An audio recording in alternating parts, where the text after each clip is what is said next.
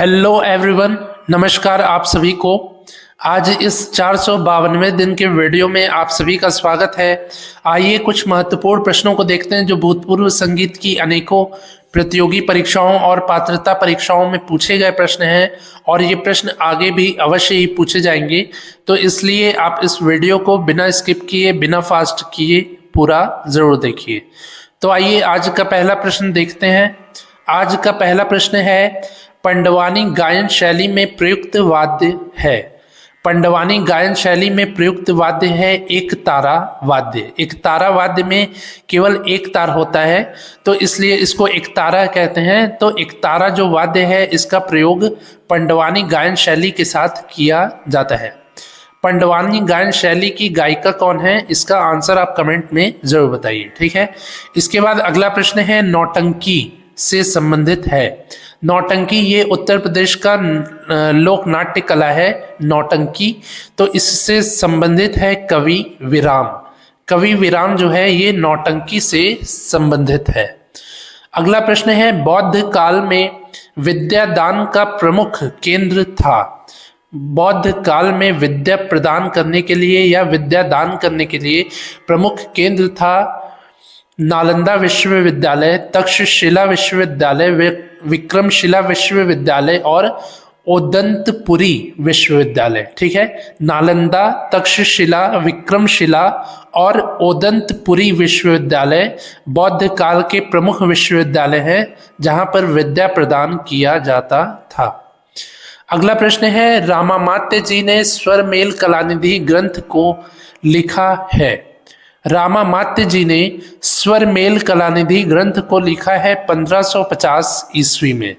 अगला प्रश्न है, राग विबोध ग्रंथ को सोमनाथ जी ने लिखा है। राग विबोध ग्रंथ के रचयिता है सोमनाथ जी और इस ग्रंथ को इन्होंने लिखा है 1610 ईस्वी में। 1610 में राग विबोध ग्रंथ को लिखा गया है सोमनाथ जी के द्वारा और 1550 ईस्वी में स्वरमेल कलानिधि ग्रंथ को लिखा गया है रामामात्य जी के द्वारा। अगला प्रश्न है, मिथिला के राजा नान्यदेव कृत सरस्वती हृदयालंकार ग्रंथ या भरत भाष्यम ग्रंथ का समय काल है। सरस्वती हृदय अलंकार ग्रंथ और भरत भाष्यम जो ग्रंथ हैं ये दोनों एक ही ग्रंथ हैं। एक ही ग्रंथ के दो अलग अलग नाम हैं, सरस्वती हृदय अलंकार और भरत भाष्यम, ठीक है। तो एक ही ग्रंथ के दो नाम हैं, सरस्वती हृदय अलंकार, भरत भाष्यम। तो इन ग्रंथों के इस ग्रंथ के रचयिता है मिथिला के राजा नान्यदेव जी और इस ग्रंथ को इन्होंने लिखा है 12वीं शताब्दी में, 12th सेंचुरी में मिथिला के राजा नान्यदेव जी ने सरस्वती हृदयालंकार ग्रंथ या भरत भाष्यम ग्रंथ की रचना की थी। अगला प्रश्न है, मतंग मुनि जी के बृहदेशी ग्रंथ का समय काल है। मतंग मुनि जी के द्वारा रचित बृहदेशी ग्रंथ का समय काल है 8वीं शताब्दी, 8th सेंचुरी, यानी कि 8वीं शताब्दी जो है ये मतंग मुनि जी के द्वारा रचित बृहदेशी ग्रंथ का रचना काल है, यानी कि रचना का समय है 8वीं शताब्दी। इसके बाद अगला प्रश्न है, संसर्गजा विकृत जातियों की संख्या है। संसर्गजा विकृत जातियों की संख्या है 11 संख्या है, 11 संख्या है संसर्गजा विकृत जातियों की। इसके बाद अगला प्रश्न है, संसर्गजा विकृत जातियों का उल्लेख सर्वप्रथम प्राप्त होता है। तो संसर्गजा जो विकृत जातियां हैं 11 हैं, जिनकी संख्या 11 है। तो इन विकृत जातियों का सर्वप्रथम उल्लेख प्राप्त होता है नाट्यशास्त्र ग्रंथ में। भरत मुनि जी कृत नाट्यशास्त्र ग्रंथ में संसर्गजा विकृत जातियों का सर्वप्रथम उल्लेख प्राप्त होता है। अगला प्रश्न है, गांधर्व गीत प्रकार है। गांधर्व गीत प्रकार है गीतक। गीतक जो है ये गांधर्व गीत प्रकार है, यानी कि गांधर्व गीत का प्रकार है गीतक। अगला प्रश्न है, गान का संबंध है। गान का संबंध है ध्रुवा से। ध्रुवा से गान का संबंध है, ठीक है। अगला प्रश्न है, राग में तिरोभाव का प्रयोग किया जाता है। राग में तिरोभाव का प्रयोग किया जाता है बढ़त के समय राग के मुख्य स्वरूप को अन्य राग के स्वरों से छिपाने के लिए। ठीक है, जब हम राग में बढ़त कर रहे होते हैं उस समय राग के मुख्य स्वरूप यानी कि जो राग हम गा रहे होते हैं उसके मुख्य स्वरूप को छिपाकर अन्य राग के स्वरों में दिखने के लिए और पिछले राग के स्वरूप को छिपाने के लिए राग में तिरोभाव का प्रयोग किया जाता है। अगला प्रश्न है जाति का संबंध है। जाति का संबंध है स्वर सन्निवेश से। स्वर सन्निवेश से संबंधित है जाति। ठीक है, जाति का जो संबंध है वो स्वर सन्निवेश से है। अगला प्रश्न है मतंग मुनि जी ने अव्यक्त तथा कृत्रिम की संज्ञा किसके लिए दी है? मतंग मुनि जी ने अव्यक्त की संज्ञा तथा कृत्रिम की संज्ञा दी है आहत नाद के लिए। आहत नाद के लिए संज्ञा दी है मतंग मुनि जी ने अव्यक्त तथा कृत्रिम की। दो तरह के नाद होते हैं, आहत नाद और अनाहत नाद। तो आहत नाद के लिए संज्ञा दी है मतंग मुनि जी ने अव्यक्त तथा कृत्रिम की। इसके बाद अगला प्रश्न है आशा का संबंध है।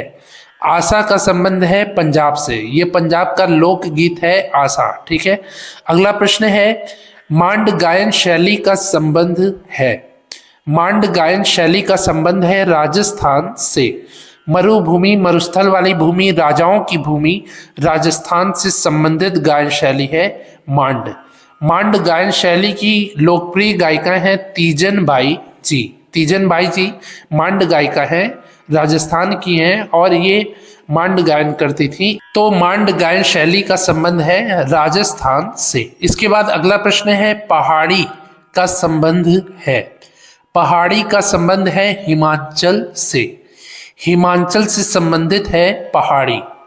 अगला प्रश्न है बाउल का संबंध है। बाउल का संबंध है बंगाल से।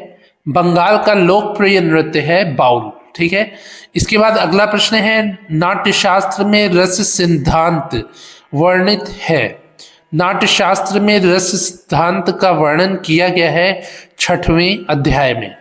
6वें अध्याय में भरत मुनि जी के द्वारा नाट्यशास्त्र ग्रंथ में रस से संबंधित सिद्धांतों को वर्णित किया गया है, यानी कि रस संबंधी उल्लेखों को किया गया है 6वें अध्याय में नाट्यशास्त्र ग्रंथ में भरत मुनि जी के द्वारा। अगला प्रश्न है 3 ताल की आड़ एक आवर्तन में प्रारंभ होगी। 3 ताल की आड़ यानी कि 16 मात्रा की जो ताल है 3 ताल, इसकी आड़ एक आवर्तन में प्रारंभ होगी 5 सही 1/3 मात्रा से। 5 सही 1/3 मात्रा से प्रारंभ होगी और 10 सही 2/3 मात्रा में आएगी 3 ताल की आड़। ठीक है, तो ये हो गए आज के 20 महत्वपूर्ण प्रश्न। मुझे उम्मीद है आपको ये प्रश्न अच्छे से समझ में आए होंगे। यदि समझ में आए हो तो आप इस वीडियो को लाइक करिए, ज़्यादा से ज़्यादा अपने दोस्तों से शेयर करिए। कुछ पूछना हो तो कमेंट करिए और मैंने जो भी प्रश्न पूछे हैं उसका निसंकोच आप उत्तर भी जरूर दीजिए। आज ये 452वें दिन का वीडियो है। इसके पहले मैंने 451 वीडियोस को बनाया है जिसकी प्लेलिस्ट का लिंक नीचे डिस्क्रिप्शन में है। आने वाले प्रतियोगी परीक्षाओं की और भी बेहतर तैयारी करने के लिए आप पिछली सभी वीडियोस को डिस्क्रिप्शन में दिए गए प्लेलिस्ट के लिंक के माध्यम से अवश्य ही देख लीजिए, जिससे कि आपके आने वाले प्रतियोगी परीक्षाओं की और भी बेहतर तैयारी हो पाए। तो मिलते हैं ऐसे ही अगले 453वें दिन के वीडियो में। तब तक के लिए नमस्कार, धन्यवाद।